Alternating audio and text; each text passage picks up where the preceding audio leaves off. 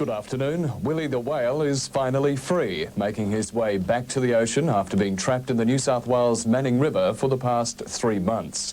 The whale struggled across that problem sandbar this morning and with the help of a pontoon made it those last few metres out to sea.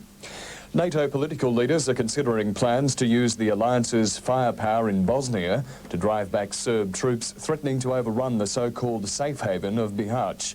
NATO warplanes have already carried out their heaviest airstrikes ever during raids on Serb positions in neighbouring Croatia. Tasmania is celebrating its birthday today as school children gathered throughout the state to mark Tasmania Day.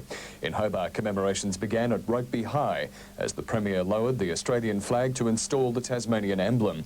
His message to students, no matter what your background or upbringing, work hard and aim for the top. And we'll have more news in 1 hour. See the news first tonight at 6:30.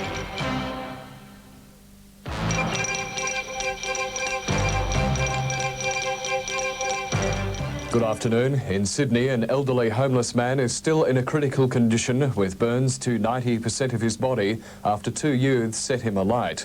Police say the youths poured methylated spirits over the man and set him alight with a burning cigarette following an argument. Australian and American officials are holding talks to try and determine the fate of thousands of tons of Australian beef still held at US ports. The US blocked shipments of beef in the wake of the contamination scare and says it will continue to hold meat from Queensland and New South Wales until chemical testing is complete. Italian Prime Minister Silvio Berlusconi is facing an uphill struggle for political survival after a key coalition ally rebuffed his call for a show of loyalty. The billionaire businessman has been refusing to resign over corruption allegations involving his media empire, but has threatened to step down and seek new elections if his coalition allies fail to back him. And we'll have more news next hour. See the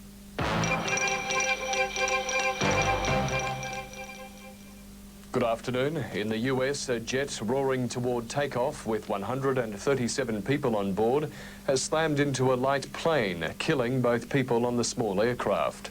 The twin-engine Cessna strayed onto the wrong runway at St Louis Lambert Airport, the jet shearing off the smaller plane's roof. 8 of the 132 passengers on the commercial flight suffered minor injuries in the accident. Another protest against the Mount Wellington cable car in Hobart today. Protesters confronted the chairman of the Mount Wellington Trust on his way to a meeting with the promoters of the project. They're angry about a lack of information on the approval process for the $30 million proposal. A group of 13 Vietnamese boat people who arrived undetected by Australian authorities in Darwin on Tuesday have been flown from Australia. An Immigration Department spokesman says the 11 men and 2 women left Darwin by charter aircraft this morning, bound for Indonesia. See the news first tonight at 6:30.